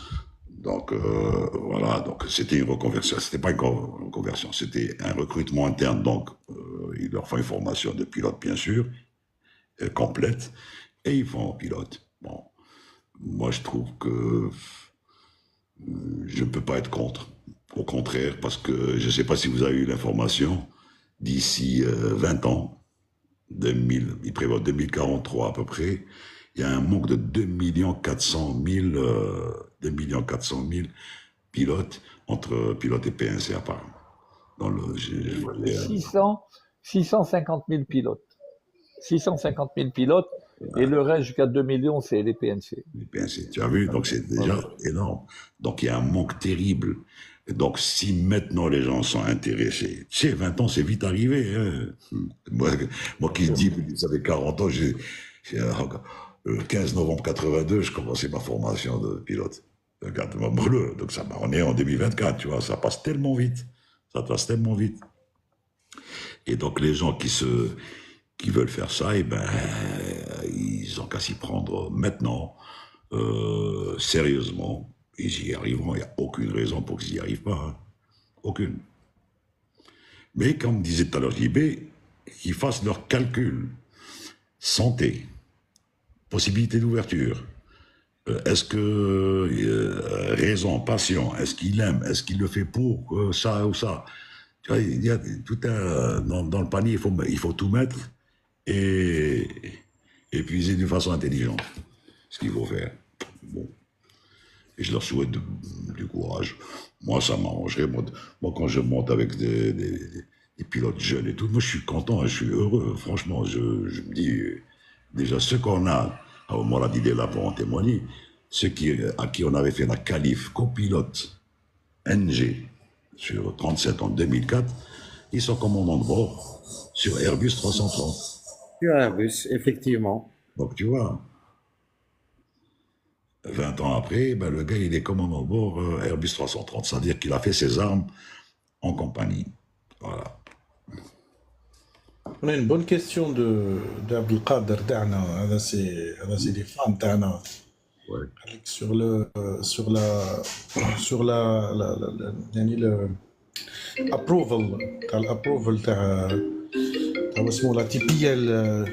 la TPL ياك attends شنو هذا دقيقة C'est la gendarmerie. PDLC voilà problem is solved continue Icam actions. Alors pour les TPL, bon, Abdelkader, c'est pas la TPL à l'école. L'école ne sait pas qui donne ça, c'est le ministère des Transports. Donc en Algérie, nous avons des licences OACI. faut différencier entre l'ATPL théorique que donne l'école, enfin que dispose l'école, les écoles en général, et la licence CPL qui est la licence RD, qui est aussi le ministère des Transports et de Ham. Donc la licence CPL algérienne qui est OACI, je pense que je passe sous contrôle de Mourad, Nourdine et JB, elle est convertible dans la plupart des pays du monde pour la licence CPL, and qualifications aussi, son IR et sa multi-engine. Pour ce qui concerne l'ATPL théorique, il n'est pas approuvé partout dans le monde, celui de l'Algérie. Donc il faudra le refaire. Pourquoi? Parce que ces pays-là ne reconnaissent pas celui de l'Algérie. Donc, par réciprocité, c'est annulé. Donc, en général, nous, par exemple, nous utilisons le programme de Bristol, qui est un LMS, Learning Management System, qui est approuvé par le ministère, donc qui te donne la possibilité, juste après avoir passé les 14 certifications, de passer ou de procéder peut-être à un examen hors zone Algérie pour avoir son ATPL EASA ou bien n'importe lequel. Sinon, la licence CPL, elle est convertible dans la majorité des pays. Et là, je parle sous le contrôle de JB, Nourdine et Mourad. Vas-y, JB. Tu veux dire quelque chose? Non, je voulais confirmer ce qu'a dit Michel, pas de problème. Bon, JB, je peux rajouter autre chose, mais si la personne est qualifiée, qui est commandant de bord ou first officer sur un type d'avion, qu'il est recruté par une compagnie aérienne, la compagnie accepte. C'est comme nos collègues qui sont partis au Qatar, ils acceptent l'ATPL algérien qui le transforme en ATPL qatari. Ok, cela ne pose pas. Quand ils sont pilotes confirmés, voilà. Confirmé, voilà. Ouais, parce qu'au bout d'un moment, il y a eu ces derniers temps un petit belbala en disant que Zama, la licence algérienne n'est pas reconnue et tout ce qui va, alors que c'est faux. C'est uniquement la TPL théorique. C'est pas parce que Hagda, il y a certaines théories de réciprocité, mais sinon, tous nos pilotes algériens, tous, vous tous, vous avez eu des licences avec, vous avez volé, c'est tranquille, quoi. Voilà. Mais il faut surtout bien connaître le cadre réglementaire. Pour la FAA Geek, je pense, Mourad et tout le monde va confirmer qu'on a un double blanc, ou un autre système avec une autre appellation. Donc c'est toute une autre manière de pouvoir convertir sa licence là. Michel, tu peux nous orienter sur le MPL. Il y a un nouveau terme qui est sorti, Multi-Pilot License. C'est quoi ça exactement? Parce qu'à chaque fois, ils sortent quelque chose. Tu es au courant de ça, Nordine, Jébou? Non. Non. Voilà. C'est nouveau. Donc à chaque fois, il y a quelque chose. Je voudrais répondre à MLTV. MLTV qui dit « Je parle du parcours en général vu que je ne peux pas me permettre une école ». Alors, moi je vais vous donner mon propre cursus. Moi je suis diplômé de l'ENAC, j'ai tout fait en candidat libre. D'accord ? Mais je dois vous dire que c'est horriblement difficile. Et d'autre part, il faut, de toute façon, à un moment ou à un autre, il faut passer un stage homologué. Alors bon, maintenant, on facilite les choses parce que il suffit de passer à peu près une semaine ou quoi dans une boîte, dans une école de formation et vous pouvez, alors vous allez faire un peu de bachotage et vous allez pouvoir valider votre examen théorique. Mais je dois vous dire que c'est quand même, c'est plus facile qu'à mon époque, parce que maintenant c'est un QCM et tout, mais ça reste quand même assez difficile. Il vous faut un excellent niveau en maths et une très grosse capacité de travail. C'est possible. Ouais.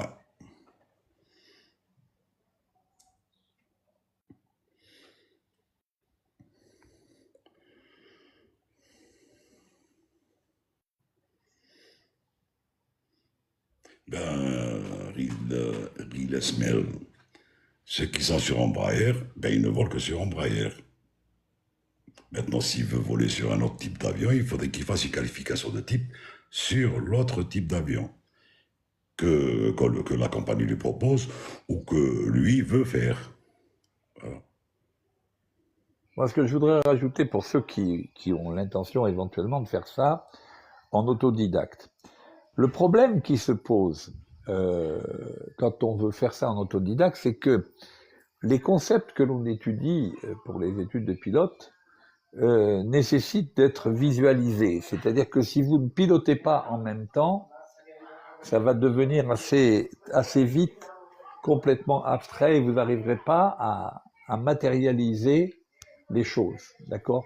Donc, quel que soit X, quand on fait des études de pilote, même si on les fait en autodidacte, il faut quand même parallèlement voler dans un aéroclub pour arriver à faire le lien entre les études théoriques que l'on fait et la pratique en vol. Parce que si par exemple, je sais pas, je prends un truc très simple, je vous parle des effets secondaires des commandes de vol, franchement, pour un gars qui a jamais piloté un avion et qui ne pilote pas un avion, se matérialiser, par exemple, ce concept-là, c'est pas du tout évident.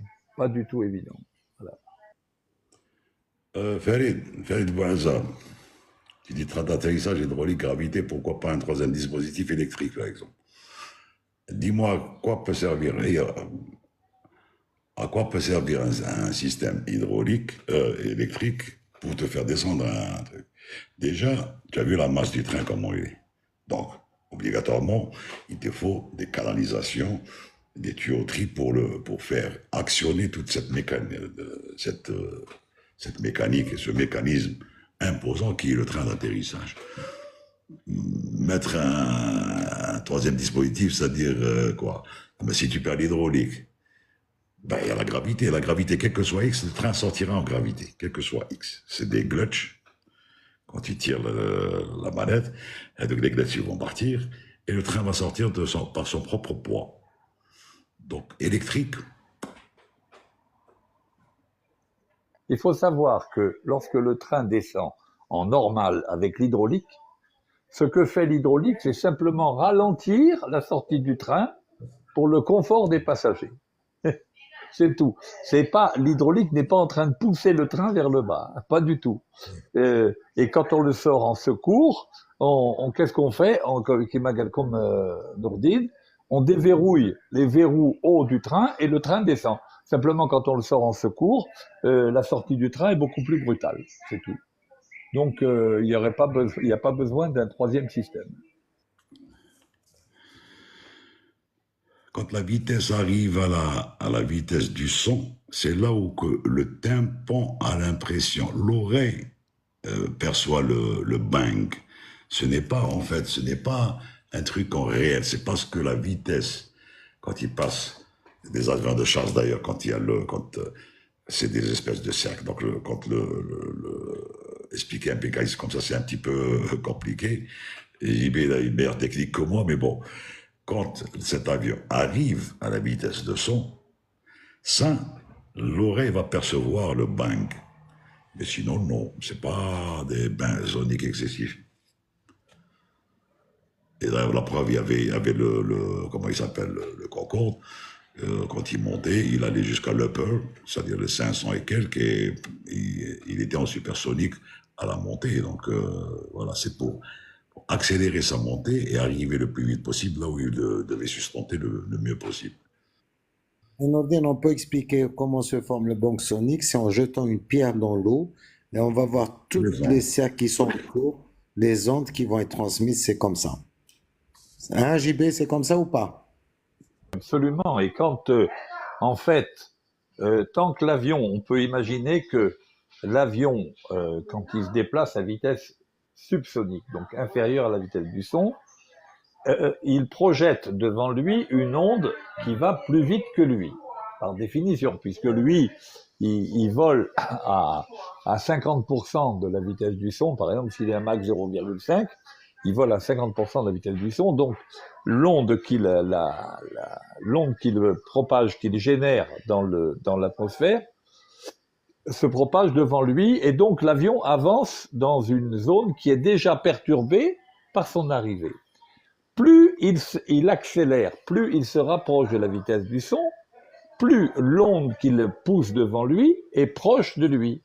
Exact. Et quand il arrive à la vitesse du son, en fait, devant lui, il crée une onde de choc, et cette onde de choc, elle est provoquée par le fait qu'il n'y a plus de distance entre l'avion et l'onde qu'il propage. Et cette onde de choc, donc, c'est ça qui génère le bang, d'accord?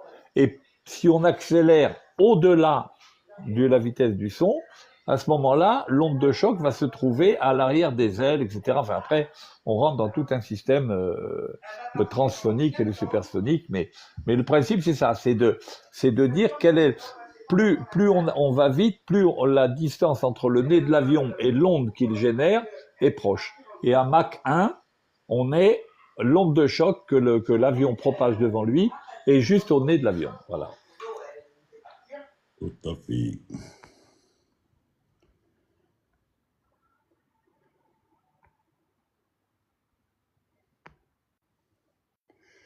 Stéphane, oui, la lumière, la vitesse de la lumière est plus importante que le bain de tonnerre. Donc, si tu veux, la lumière, on l'aperçoit bien avant qu'il y ait le coup de tonnerre. Nordin, il y a fait Boisa, le Manek, existe-t-il les rivers? Si, si oui, comment ça? Ah, oui, ça y est, j'ai compris. Non, Boisa, le Manex n'exige rien du tout. Le Manex, il parle d'autre chose. On a le A, le B, le C et le D. OK. Maintenant, les reverse, c'est un moyen de freinage supplémentaire et qui n'est pas certifié pour arrêter ou freiner l'avion. Et sur les Oui, tout à fait. Il faut expliquer que dans le calcul des performances de l'avion, toutes les fois qu'il faut arrêter l'avion, que ce soit donc dans la distance d'atterrissage ou dans la distance d'accélération-arrêt, on ne fait les calculs qu'avec les freins de roue et les aérofreins. On ne considère pas l'effet des reverse. Pour une raison très très simple. C'est que si on a un biréacteur, par exemple, et qu'on a un moteur en panne, bah évidemment, on a un des reverse qui ne fonctionne pas. Donc, par définition... On peut avoir les deux qui ne fonctionnent pas. On peut avoir les deux qui ne fonctionnent pas, puisque de toute façon, les calculs de performance ne sont faits que sur la base des freins de roue et des aérofreins, stop et fin. Il se trouve que quand on a les reverse qui marchent, eh ben, les performances de l'avion sont meilleures, c'est tout. Et les aéroports, c'est pour une question de bruit, pour le confort des riverains qui est autour de l'aéroport. Nuisance sonore de nuit surtout. Voilà. Et ils ne sont pas nécessaires, on peut s'arrêter à l'aise sur les pistes. De toute façon, quel que soit les aéroports sur lesquels il est strictement interdit de déployer à fond les reverse, il peut être seulement débloqué. Mais déployer à fond interdit, c'est écrit dans la page du Jepsen, si l'aéroport va d'accord, quand il publie ça sur Jepsen, sur la 10.4. Voilà. Allez, les amis, il va falloir que je vous quitte. Allez, au plaisir et à bientôt alors. Salut JB. Allez, ciao, bonne soirée. Au revoir. Merci à Texan, bye bye. Nordin, tu as une question. Pourquoi la lumière est éteinte sur les vols de nuit lors de l'atterrissage? Bon, maintenant, ça se fait plus. En réalité, c'est pas une réglementation. Mais pourquoi ils le font? C'est pour, en cas d'évacuation, pour qu'il y ait l'accommodation de l'œil à l'ouverture des portes ou là vers un truc. Et sur le plancher, d'ailleurs, les PNC vont vous montrer le cheminement à suivre s'il y a par exemple de la fumée, d'un truc, si par exemple donc de nuit c'est fluorescent, les sorties sont visibles et tout. Bon, maintenant, la plupart des compagnies ne le font pas. Ne le font pas. Bon, RJ continue à le faire parce que c'est dans le Manex aussi, et bien dans la SOP, mais il y en a qui ne le font pas maintenant. Braking performance are calculated on the ground of the railway, so connected to brake. Yeah. Okay. Après toi, Abdul. Sofiane.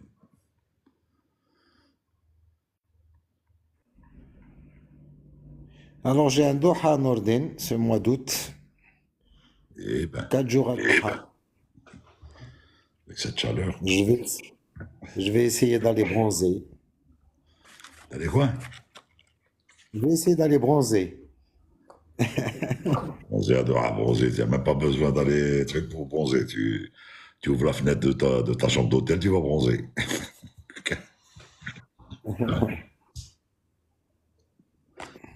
Avec 55 degrés. J'ai été gâté, hein. Par contre, j'ai eu beaucoup d'Istanbul et Antalya le mois Ouais, mais c'est prochain. la période. Tiens, ben là que. Ah non, mais là, regarde, non, regarde, non. Parce qu'il y a Cornelius qui est en Turquie. Il est en train de. Ah, Ça, non, il rentre pas sur Alger. Je pense pas qu'il rentre sur Alger. il rentre pas. C'est la moteur de l'avion. Comment optimiser? T'as vu, Norden, une question? Comment la 330 optimise-t-il la performance des volets en fonction des variations de la vitesse et Mach?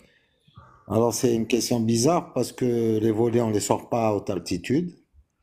Donc, il n'y a aucune optimisation, mais il optimise ses performances de vol en changeant le déplacement du fuel dans les ailes et dans le stabilisateur vertical. Il parle peut-être du décollage, non? Je ne sais pas. Parce qu'il parle de la vitesse et du Mach. Maintenant, au décollage, on calcule les performances en fonction de la piste, de la température, de l'altitude du terrain, du vent.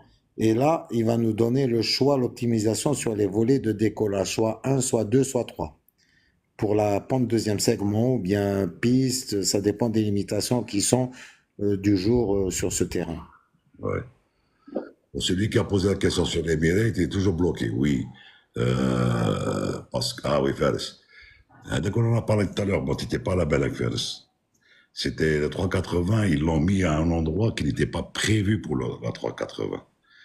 Donc, il n'était pas prévu à cet endroit-là, et donc, en avançant, le satellite qui était plus bas que prévu a touché le réacteur et qui a endommagé pratiquement le col d'entrée. Voilà. Nordin, le deuxième satellite n'était pas à sa place, il était en dehors de sa zone. Parce que tu as vu, quand on arrive au parking, les satellites sont dans leur zone. Et ils se mettent en déplacement une fois que l'avion est parqué et que les cales sont mises. Exact. Donc voilà. Il est toujours bloqué, Fares. Et c'est pas Tito qui vole le truc, parce que j'ai l'impression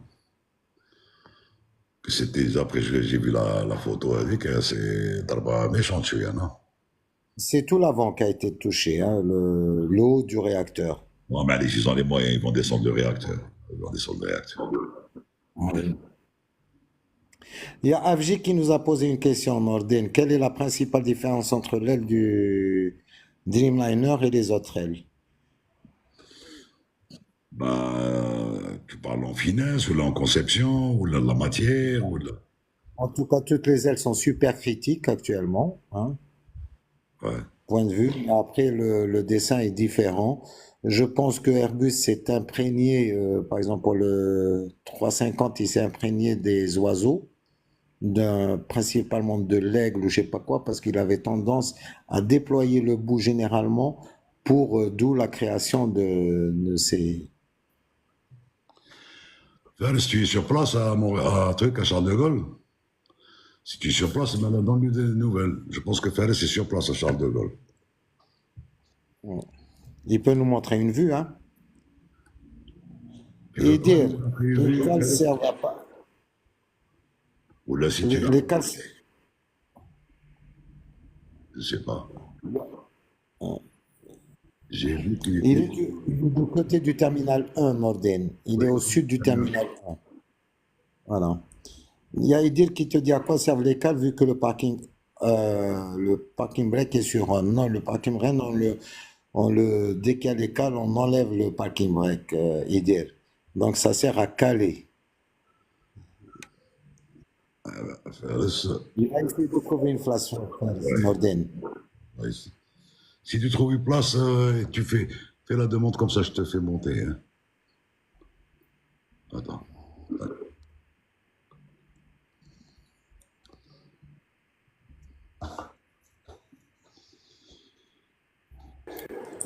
Salut. Allô, salam alaikum. Alors, j'arrive pas à mettre la caméra. Ben, tu n'as pas 1000 followers apparemment. Ah ouais, j'ai pas, ouais. Ah non, je peux pas. Il est juste en face de moi, le 380. Ça fait 4 jours, ils sont en train de le réparer. Hier, ils ont ramené une grande grue. Ouais. En 10-15 minutes après, ils ont arraché ils ont changé le capot plus le réacteur. Ouais, bon, ce qui est logique parce que c'est des structures C'est dommage, je peux pas mettre la caméra. Il est juste en face de moi. Il est à 200 mètres. Dommage. Ouais, Fares, tu le filmes en vidéo et tu l'envoies. D'accord, ok. Je vais essayer de le filmer. ça va. Merci Fares. De rien. Allez, à plus tard, Inch'Allah. Et dommage, hier j'étais à CDG, Fares. Non, hier, j'étais dans le sud. Ah ouais. Ouais, je suis rentré à 4h du matin. Tartek, j'ai fait la 1002 hier et j'ai eu une visite du GTA. Ah ouais, la gendarme de transport aérien. Oui, j'avais toute une brigade. Ah, ouais, pour le moment, ils sont sur le feu avec les Jeux Olympiques et tout ça. Les Olympiques, c'est normal faisant. Ouais, à partir de demain, parce qu'il ferme le périph', il le ferme à 10h. Ouais. De 10h jusqu'à minuit. Et il n'y aura pas de vol de 4h de l'après-midi jusqu'à minuit. Et quand même, hein. Ouais. Ça va embêter beaucoup de monde, ça. Bon, ça va faire du repos. Ah, un petit peu, ouais. Bon, allez, Fares, je t'annonce une nouvelle. Le 1er, je suis à Paris. Hein. Inch'Allah, ouais. Et moi, le 6, je pars au bled. Inch'Allah. Non, Ah, je ouais. serai encore aussi mu. Ah, Inch'Allah, Tu on veux- peut se voir, Inch'Allah. Parce que je repars le 6, moi. T'es un vénard, Fares. Merci pour le partage, Fares. Ah, Inch'Allah. Allez, à plus tard, Inch'Allah. Merci frère, merci. Ah, absolument. Voilà. Hop, je vais... User, Oui, ben c'est un or. salut. Ça va? Bien. Juste un petit bravo tout d'abord pour la qualité des interventions. Bravo Anna, pour les participants. je suis- On fait que tchatcher, mais bravo pour les participants. hein. Là, بصح, on apprend beaucoup de choses. تشاتشي بصح تعلمنا بزاف صوالح. C'est les gens du chat qui font le live, c'est pas nous. Non, mais c'est très bien, c'est très très bien parce qu'on apprend des choses. Je sais pas, il y a ceux qui sont du métier, ceux qui ne le sont pas, des métiers dérivés. Par exemple, Anna, je prends peut-être plus l'avion que des fois que des pilotes, alors que je suis pas du tout dans le domaine aérien. Je suis dans l'export où je passe trop de temps dans Oui, l'avion. C'est mieux d'être dans l'export que d'être pilote. C'est mieux parce que, bah, je pense pas, mais bon, après, j'allais dire, ça dépend, des fois, ça paye mieux, ça dépend, mais bon, on bénéficie des fois parce qu'on est pratiquement gold dans plusieurs compagnies, on bénéficie de quelques avantages, les lounges, etc. Anna, je voulais juste savoir, est-ce que vous avez des astuces, parce que moi, ça fait 20 ans que je fais ce métier, ça m'arrive des fois de prendre des vols de 24 heures, Paris-Papette, par exemple, et avec une petite escale à Los Angeles, on l'a resté 24 heures. Ça, on est en business, on est bien et tout, mais on l'a resté des fois il y a la pression, donc est-ce que vous avez des astuces? Tatouage, Hagda, les passagers, t'as ceux qui passent beaucoup de temps dans des avions, quoi. Tu sais, c'est propre à chaque personne, en fait. En réalité, tu dois t'adapter. Bon, ça dépend où tu vas. Quand tu sais où tu vas, tu pars de, je sais pas où tu es maintenant. Donc, quand tu vas prendre un vol, tu vas aller vers une destination bien précise. Donc, tu connais un petit peu le décalage horaire de cette destination. Donc, moralement, déjà, tu te prépares à ça. Tu vas prévoir ton repos à bord. Donc, en plus, quand tu es en business, c'est encore plus agréable. Donc, s'il y a des moments de dormir, pour dormir, tu dors. Des moments pour manger, tu vas manger. Si tu dois bouger en cabine, tu vas bouger. Et arriver, moi, je te conseille de te mettre à l'heure du pays où tu vas. Tout de suite. Psychiquement, tu te mets à l'heure. À cette heure-là. Il ne faut pas rester dans le pays de provenance d'où tu viens. Parce que sinon, tu vas te dire, ah tiens, chez moi, il est telle heure. Ça, et tu as bousillé ton moral. Donc, tu te mets à l'heure du pays. Si tu vas vers l'est, c'est pareil. Vers l'ouest, c'est pareil. Bon, vers l'ouest, c'est plus tôt. Et vers l'est, c'est plus tard. Donc, Et tu règles ta montre selon le pays, user. Si, ça chauffe. Quand on part à l'ouest, ça va. Mais quand on part à l'est, ça va pas. c'est fatigant parce que à l'est, tu es encore en train de pourchasser le soleil. Donc, il fait toujours jour. Plus tu vas à l'est, plus il fait jour. Donc, si tu pars de Paris vers Los Angeles, c'est interminable que ce soleil se couche. Tu as compris ce que je veux dire? C'est-à-dire d'avoir le coucher de soleil. C'est façon de dire le soleil se couche. Hein. Tu es encore dans la lumière. Donc, dans l'avion, il faut mettre. Il vous donne des trucs. surtout en business. Donc, il y a les serviettes rafraîchissantes au matin, le soir. Il faut s'adapter à ça. Et au niveau de quand tu arrives dans le pays, que ce soit à l'est, à l'ouest, ou là en Australie, ou là, première des choses à faire, adapte-toi à l'heure du pays. Et là, tu vas voir, même l'heure, bon, il y a des montres maintenant, quand tu arrives, elles sont tellement calculées en fuseau, donc ça prend l'heure directement. Le portable aussi, le smartphone, il va passer directement à l'heure. Mais n'essaye pas de garder l'heure du pays d'où tu viens. Que là, tu vas faire comme ça, oh, ben, mais là, ouais, il était l'heure. Sauf pour le travail, ça c'est autre chose. Tu dois bosser, c'est sûr que tu dois prendre en compte le décalage. Bien sûr, bien sûr. Avec tes affaires. Je te propose d'emmener Nordin avec toi. Il va te régler à l'heure. Hein. Voilà. J'ai absolument rien à faire, tu peux. Voilà. Tu peux l'emmener avec toi, il va te mettre à l'heure, ne t'inquiète pas. Comme ça, en tout cas. Juste une dernière question. Pour tout ce qui est pression sanguine, quand il y a des chaussettes à condensation, il y a d'autres choses. Il faut éviter, parce que la rétention d'eau, tu enlèves tes chaussures pour te mettre à l'aise. À l'arrivée des tes pieds sont enflés. Mais bon, ça dépend si. Pour rester en position 180 degrés, tu te reposes. Tu as des remontes-pieds, ou là tu marches, tu as de la circulation sanguine. Mais c'est pas, encore une fois, c'est pas beaucoup d'eau. Je ne sais pas si c'est ton cas, mais c'est pas tout le monde qui ont ça, des symptômes d'eau. Hein. Il faut, Norden, il faut boire beaucoup d'eau, user, beaucoup d'eau. Il faut boire beaucoup d'eau. Beaucoup d'eau, oui. Ok, bien noté. Merci beaucoup, messieurs. Comme ça. C'est plaisir. Bon courage pour ton métier. Merci beaucoup. Merci, ça arrête. Mehdi. Salam alaikum. Salut. Ça va? Le best? Je mets 2 minutes parce qu'il y a les questions à Abdelkader. Il y a le 787 en antigivage électrique dans les ailes, oui. Mais il y a beaucoup d'avions qui ont des trucs. Il n'y a pas que le Dreamliner. Vas-y, Ahmed.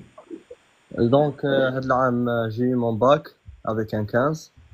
Je suis très intéressé باش ندير l'information تاعي de pilotage. وراني خايف. علاش؟ بزاف يقولوا لي الريكروتمون غير هو اللي قاعد يدور في راسي. Attends, si tu étais là quand JB était en train de parler de ça, ne pense, chef, dans un business plan, parce que ça va être un business plan. Tu vas faire un plan pour ta carrière. Tu viens de décrocher, donc félicitations pour ton bac à 15. Et donc c'est mention bien, c'est ça? Ouais. Voilà. Donc, si ce métier te botte, comme dirait l'autre, et t'intéresse et que tu veux le faire, d'abord tu vas faire l'éventail de choisir l'école que tu vas adopter pour faire ta formation. Ouais. Et tu as les moyens pour ça. Je pense aussi à ta santé, c'est-à-dire que tu sois en constitution physique de pouvoir passer des étapes médicales pour pouvoir aller loin, c'est-à-dire visuel, cœur, santé en général, ceci, cela. L'expertise. L'expertise, c'est ça. Hein. Tu fais? L'expertise. Oui, déjà pense. Si toi, tu sais déjà très bien que tu n'es atteint de tu n'as aucun problème, ou que ça te pose aucun problème pour plus tard, donc là, tu peux déjà envisager à te lancer. Trouver une école.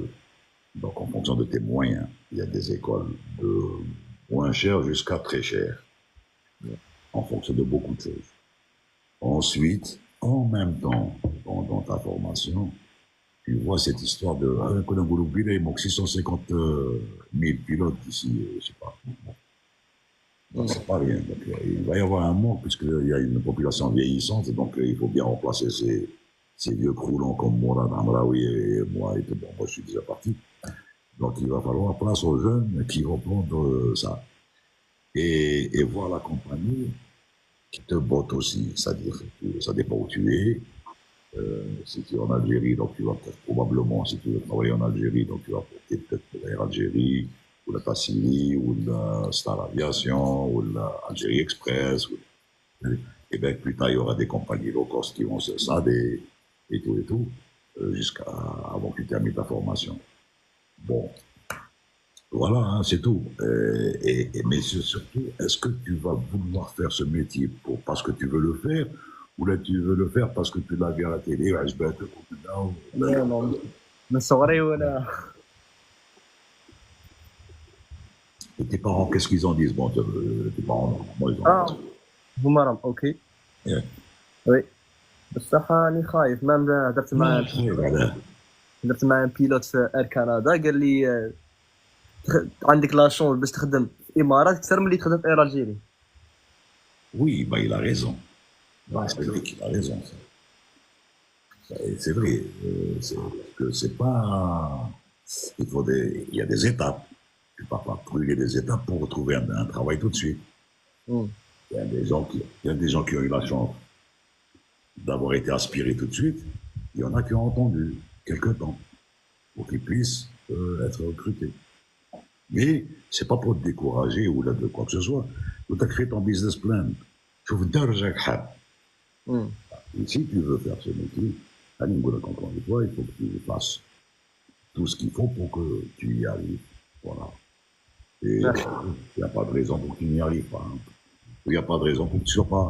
Si tu es bon et tout, bah maintenant, si tu doutes, il ne faut pas douter de toi-même. Quand on se lance dans le truc comme ça, il ne faut pas douter. Si tu doutes, c'est pas bon. Ouais, bien sûr. Il n'y a pas de raison. Hein.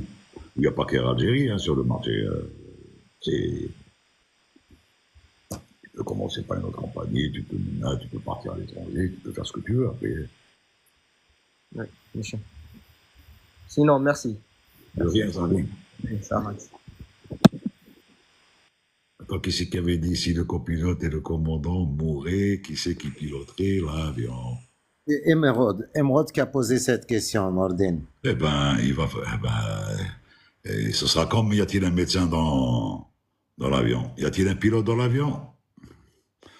S'il n'y a pas de pilote, eh ben, c'est une hôtesse ou un steward ou un passager qui a des notions. Par exemple, Abdelkader, il sera là-bas en vol, il connaît Hawass ou la Hamadi ou là, il connaît Hawassin. Il peut, même s'il a fait des simulateurs, ben, s'il n'y a personne, ben, il pourra. Tant bien que mal, il pourra. Parce que déjà, il a des notions. Maintenant, s'il n'y a personne, c'est-à-dire vraiment de tomber sur un vol où il n'y a personne, d'abord, c'est extrêmement rare. Et je ne suis pas de ceux qui peuvent te dire oui, ben là, écoute, ça lâche. Alors, qu'un passager lambda, est-ce qu'il pourrait Mais s'il pourrait. Pourquoi pas? Passager lambda, s'il n'y a personne, bon, d'abord, les PNC ne vont pas le laisser parce qu'ils ont des notions plus que lui. Hamadi a 56 heures de flight sim. S'il est passager, il pourra. Il pourra. Mais d'abord, il y a les PNC. Il y a les PNC qui sont bon. D'abord, il faut demander s'il y a un pilote en passager ou une pilote en passager ou même Kader Ben, même un très vieux PPL. Oui, même en Angoulou, si ça arrive et que c'est vraiment le cas, ça y a qui m'a pas perdre deux moteurs en même temps. C'est extrêmement rare. Et si ça arrive, eh ben, il va falloir trouver un système trouver quelqu'un qui puisse... Et ensuite, ce gars-là qui va être mis là-bas, s'il n'y a personne il va être, bien sûr, en connivence avec PNC ou en relation avec la tour. Ils vont mettre un instructeur à la tour pour donner des instructions. Avec un pilote, avec la présence d'un pilote. L'instructeur présente des pilotes à la tour de contrôle pour dire quoi toucher au moment donné. Et le ramener, voilà, vous tournez à tel cap, par exemple, à tel truc. Vous voyez ça, vous mettez tel cap, tac. Vous descendez, voilà, pour descendre, il faut tirer ça, tac, tac, tac, tac.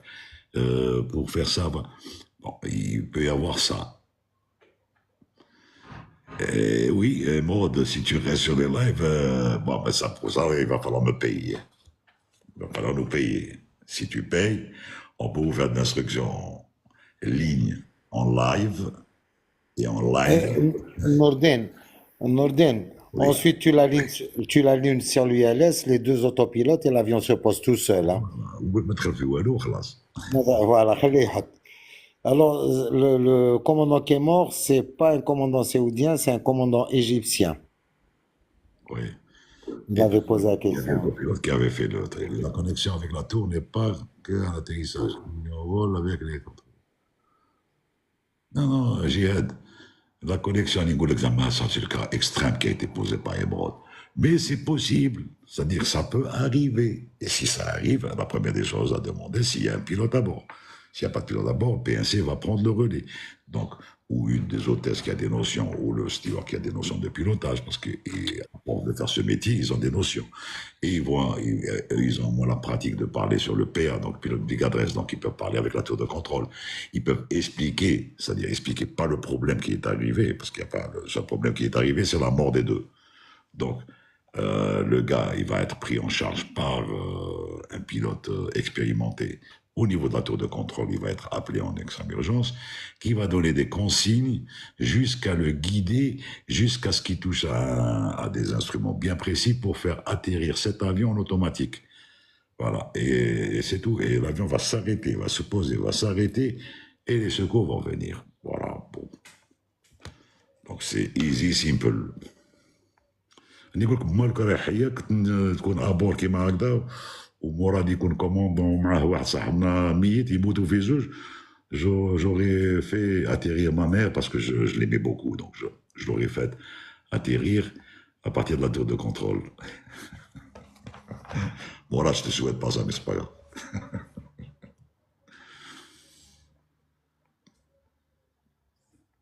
Oui, Nordin. Non, tu n'as pas entendu ce que j'avais dit. Non, j'ai pas entendu, oui. Qu'est-ce que tu voulais me dire? Imaginons Morad avec quelqu'un que je connais, bon, Morad plus quelqu'un, à bord, et il meurt aux commandes, et que ma mère était passagère. Tellement que je l'aimais bien, ma mère, moi, elle est décédée. J'aurais tout fait pour monter à la tour de contrôle, pour lui donner des consignes pour faire poser cet avion, parce que je l'aimais bien. Si c'était quelqu'un d'autre, très bien, allez. Nordin, moi je suis en train de me préparer en même temps pour le vol. J'ai compris, 19h30, elle est qui 18h30, elle est belle. Le temps de se préparer, de se faire beau. Bon, il te faut deux chaudronniers, deux tauliers, une...